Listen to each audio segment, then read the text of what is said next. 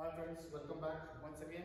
Myself Dr. Dinesh, Associate Professor Botany, SRK Government PG College, Rajasthan. Friends, BSc second year unit last 5 एक portion है, not in that detail but हमको उसको पढ़ना है और explain करके समझना है।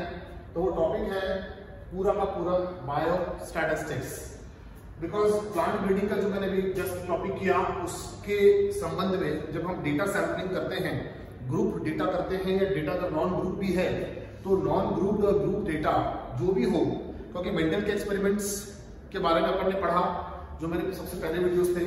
तो मेंडल के एक्सपेरिमेंट के लिए हमको mean, mode, median, standard deviation, standard error ये निकालना होता है। और मेंडल एक्सपेरिमेंट के अलावा जो प्लांट ब्रीडिंग का कंसेप्ट मैंने कहा था, तो रैंडम सैंपलिंग हो या नॉन रैंडम सैंपलिंग हो, किसी भी प्रकार की सैंपलिंग के लिए उस ग्रुप डेटा हो या अनग्रुप डेटा हो, उन सब की सैंपलिंग ग्रुप और अनग्रुप डेटा के लिए एक स्टैंडर्ड पर्टिकुलर रिजल्ट पर पहुंचना बहुत इंपॉर्टेंट होता है। और वो जब डेटा लार्ज अमाउंट का हो, तो लार्ज अमाउंट के डेटा में से किसी एक स्पेसिफिक चीज को निकालना थोड़ा सा मुश्किल होता है, लेकिन टेक्निक्स हैं, प्रोसेसेस हैं और उनका इस्तेमाल करके हम उन डेटा में से मेन चीजें निकाल सकते हैं जो मेंडल ने किया था।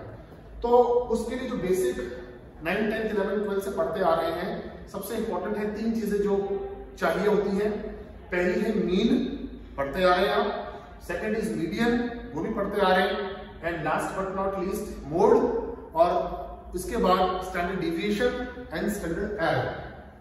सो टुडे जो डील करेंगे वो करेंगे इन 3 टॉपिक्स पर। तीनों पर अलग अलग शॉर्ट वीडियोस बनाऊंगा ताकि कंफ्यूजन ना हो किसी भी प्रकार से आपको, और जब एग्जाम से पहले रेडी रिकॉर्डिंग के रूप में इसको देखकर जाए तो आपको क्लियर रहे।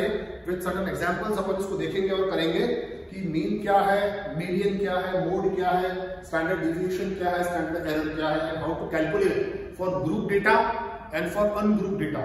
अगर ग्रुप डेटा है हमारे पास या अनग्रुप डेटा है किसी भी कंडीशन में, उनके लिए किस प्रकार से क्या टेक्निक लगाए या क्या फॉर्मूला लगाए, तो ये हमको रिजल्ट्स जो है वो सिग्निफिकेंस रिजल्ट से कहते हैं। Significance at 1% level and significance at 5% level.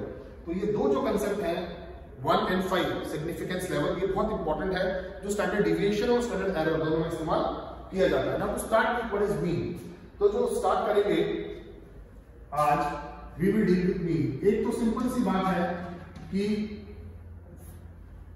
English वाला मीन नहीं है, सो फ्रेंड्स थोड़ा सा वैसे रहें। It's a mean. तो क्या है मीन? अगर सिंपल भाषा में बात करें कि हमारे पास अगर बहुत सारा डेटा है, उस डेटा में से हमको एक एवरेज रिजल्ट निकालना है, तो हम क्या करते हैं, सभी जो सैंपलिंग्स हैं या सभी रीडिंग्स हैं, इसके 2 तरीके हैं निकालने के। एक तरीका है मीन का निकालने का, दोनों से मैं बता देता हूं। पहला है डायरेक्ट मेथड ऑफ कैलकुलेशन, और दूसरा है इनडायरेक्ट मेथड। तो विद एग्जांपल्स दोनों मेथड को अपन समझने की कोशिश करेंगे। लेकिन फर्स्ट व्हाट इज मीन? तो डेफिनेशन वाइज अगर बात करें, it is nothing but the total sum of the given items which is divided by the total number of items। Friends simple सी बात है, मैंने बोला है it is the summation, basically it is the summation या sum of the given items, जो भी हो आपके पास सैंपलिंग से रीडिंग्स, उसका विच इज डिवाइडेड बाय किससे, the total number of items of samplings आपके पास प्रेजेंट है। तो डायरेक्ट मेथड में क्या करते हैं, इसको समझने की कोशिश करते हैं एक एग्जांपल के साथ। तो ये डायरेक्ट मेथड की डेफिनेशन है, एक एग्जांपल से इसको समझने की कोशिश करते हैं। एग्जांपल, हमारे पास हम बात करें आइटम्स की, डायरेक्ट मेथड के लिए 5 सैंपलिंग हमारे पास विद्यमान है। फॉर एग्जाम्पल, किराने की दुकान पर सैंपलिंग में एक में 25 kilo, 30 kilo, 35 kilo, 40 kilo, 45 kilo और 50 किलो। तो friends different bags of rice हमारे पास विद्यमान है। तो एक में है 35 किलो, 25 किलो, 30 किलो, 35 किलो, 40, 45 और 50, 25, 30, 35, 40, 45, 50। तो टोटल आइटम्स कितने हुए हमारे पास? टोटल आइटम्स 1, 2, 3, 4, 5 और 6। तो टोटल तो आइटम्स हो गए 6, है ना। डेफिनेशन क्या कह रही है फ्रेंड्स डायरेक्ट मेथड के लिए? डायरेक्ट मेथड के लिए डेफिनेशन कहती है कि it is the total sum of, it is the summation, it is the total sum of given number. तो मीन के लिए निशान का इस्तेमाल करते हैं, this is X the mean, और फॉर्मूला क्या हो गया? Sum of, this is the summation, sum of the entire जो भी सैंपलिंग्स हमारे पास प्रेजेंट है। फॉर एग्जांपल ये समेशन ऑफ एक्स अपॉन या divided by the total number of items. अच्छी तरह देखिए फ्रेंड्स, डायरेक्ट मेथड में क्या है, जैसे कि definition is going the total sum of the given items which is divided by the total number of item. For example ये हो गया मीन का निशान, दिस इज मीन। ये हो गया sum of, summation of the entire units which are present plus divided by the total number of items present. तो इसको कैसे डील करेंगे फ्रेंड? n हमने निकाल लिया है, हमारे पास n आ गया is equal to 6। So we have received n as a 6, और जो n 6 आया है वो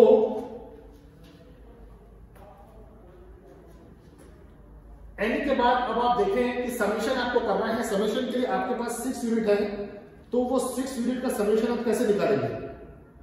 तो समेशन निकालने के लिए आप जितने 6 आइटम है आपके पास उन सभी 6 आइटम को कैलकुलेट करेंगे, 1, 2, 3, 4, 5, 6। तो कितना होगा फ्रेंड्स? उनको सम अप करना है। तो उस एग्जांपल के साथ the mean of the given structure will be this 25 plus 30 40 55 55 plus 35 90 90 plus 40 130 130 plus 45 175 and 175 plus 50 175 plus 50 225।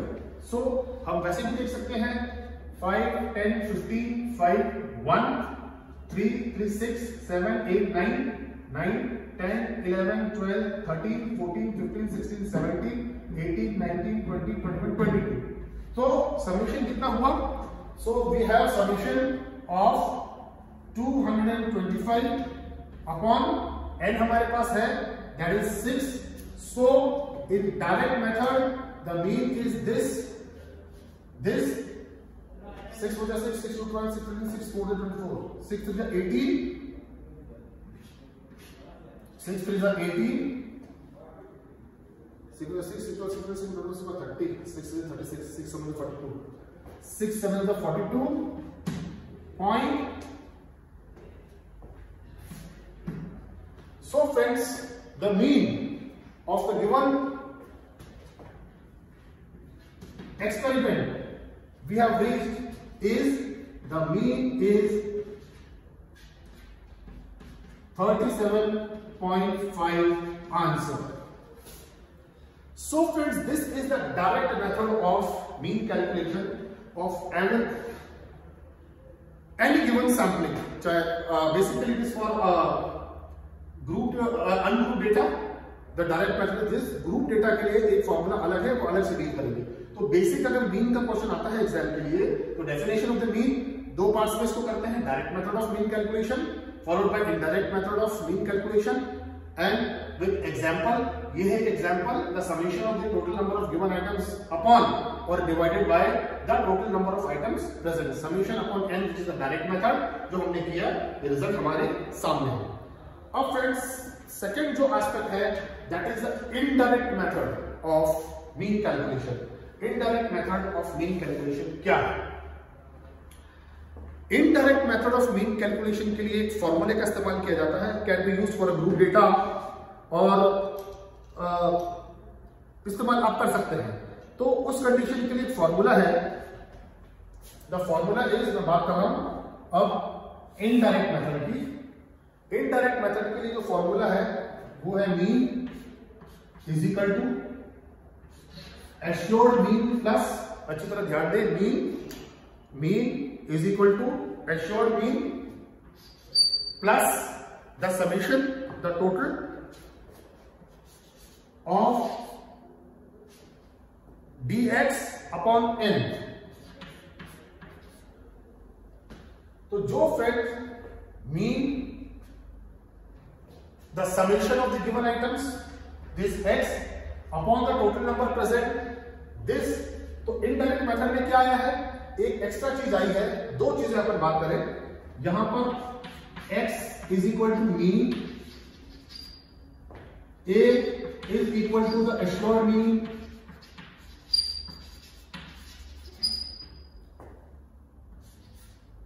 dx is the sum and n is the total number। तो फ्रेंड्स अगर वैसे देखा जाए तो एक, ये दो और ये तीन चीजें तो डायरेक्ट मेथड की है, पर इनडायरेक्ट मेथड के लिए दो नई चीजें क्या आ गई? तो इनडायरेक्ट के लिए जो दो नई चीजें आई है वो है एक तो assumed mean plus the random summation dx, this is the random summation dx, क्योंकि वो हमको निकालना पड़ेगा, वो निकालने के बाद ही क्लियर होगा। तो इसी एग्जांपल को अपन ले लेते हैं और इसी एग्जांपल को लेकर चलते हैं। सेम एग्जांपल सिर्फ, ताकि direct method of mean calculation और indirect method of mean calculation हो जाएगा। इसके लिए मीन निकालने के लिए एश्योर्ड मीन आप मर्जी से कोई भी मान लो, फॉर एग्जांपल अपन 35 को लेते हैं, तो हमारे पास एश्योर्ड मीन क्या हो गया 35। तो एक टेबल बनाएंगे अपन dx निकालने के लिए। तो वो कैसे बनाएंगे फ्रेंड्स, वो ऐसे बनाएंगे। तो जो ये टेबल की है उसको इस प्रकार से लिख लेंगे 25, 30, 35, 40, 45 एंड 50, जहां नीचे आपके टोटल आ जाएगा। तो क्योंकि हमने एश्योर्ड मीन 35 लिया है, तो assumed mean A is equal to 35। अब कौन सी वैल्यू किससे कितना कम और ज्यादा है वो यहां हम समेशन ऑफ dx में निकालेंगे, तो वो कैसे निकालेंगे? 25 कम है, एश्योर्ड मीन हमने 35 लिया है, तो यहां पर संख्या क्या आ जाएगी? यहां पर संख्या हो जाएगी it is -10। Second, assured mean हमारे पास 35 है और सैंपलिंग में हमारे पास 30 है, then what is the difference of the assured mean and the figure? वो है हमारे पास -0.5। एश्योर्ड मीन हमारे पास 35 है, यहां पर we are left with 0, no positivity no negativity. यहां पर हमारे पास पॉजिटिव है, कितना पॉजिटिव है? यहां पर +5 का पॉजिटिव है। क्यों +5 का पॉजिटिव है?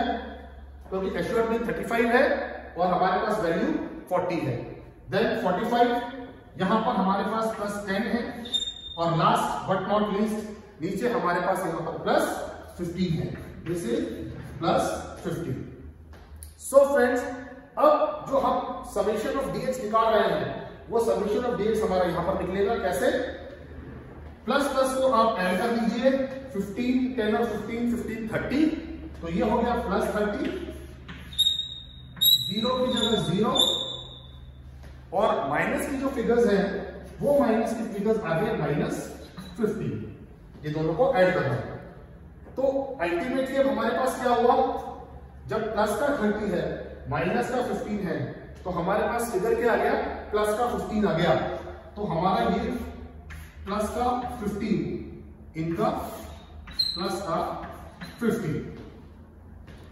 तो अब जब समेशन dx हमने निकाल लिया है, इसका हम इस्तेमाल करेंगे फॉर्मूले के अंदर। कैसे इस्तेमाल करेंगे वो मैं आपको बता देता हूं। +15 के साथ mean mean is equal to assured mean 35 plus summation dx upon n क्या आया है, समेशन dx अपॉन n हमारे पास है प्लस का 15 अपॉन n इज 6, कितना आया है, n इज 6। तो फ्रेंड्स जब ये हमारे पास फिगर आ गया, मीन कैसे निकालेंगे, मीन होगा this is equal to 35 plus 15 upon 6, 6 1 6, 6 2 12, 6 2 18, 6 2 6, 6 2 12, 6 2 12, point 6 2 6, 6 2 12, 6 18, 6 2 6 5 30, 6 5 30 और 0 0, 15.6 is 2.500, तो हमारे पास क्या हो गया 35 प्लस 2.500, तो मीन हमारे पास क्या आ गया इज इक्वल टू 37.500। तो यहां देखेंगे फ्रेंड्स कि ये जो मीन हमने डायरेक्ट मेथड से निकाला था वो 37.5 आया, और यहां पे आप देख रहे हैं जो हमने इनडायरेक्ट मेथड से निकाला वो इनडायरेक्ट मेथड से निकालने के बाद भी हमारे पास मीन 37.500 आया। तो फ्रेंड्स मीन निकालने का और सैंपलिंग दोनों तरीके हैं, डायरेक्ट मेथड से भी बिल्कुल सेम रिजल्ट आया है जो हमने इनडायरेक्ट मेथड एश्योर्ड मीन निकालकर इस्तेमाल करके निकाला है। तो ये एक बेसिक कंसेप्ट है, और भी चीजें हैं कैलकुलेशन के तरीके, वो मैं और उस पे वीडियोस में बनाऊंगा, लेकिन to start and to clear up your mind कि कैसे निकलता है मीन, क्या होता है, इसकी डेफिनेशन क्या है, डेफिनेशन के बाद डायरेक्ट मेथड क्या है और उसके बाद इनडायरेक्ट मेथड क्या है, दोनों डायरेक्ट और इनडायरेक्ट मेथड में रिजल्ट बिल्कुल सेम आता है जो आपके सामने बिल्कुल क्लियर है। सिंपल मैथमेटिक्स है, बहुत ज्यादा हार्ड मैथमेटिक्स नहीं है, ज्यादा सैंपलिंग ज्यादा कंडीशंस के लिए ज्यादा मैथमेटिक्स लगानी पड़ेगी, वो एग्जांपल्स अपन दूसरे और कॉम्प्लेक्स एग्जांपल्स लेके करेंगे। तो ये बेसिक मीन का कंसेप्ट ये है, direct method mean calculation, indirect method mean calculation. नहीं समझ आया पूछ लें, कमेंट्स करके पूछ लें, फोन कर पूछ लें, free to ask any time, और उसको थोड़ा समझें, देखें, नहीं समझ आए पूछ लें। Thank you friends.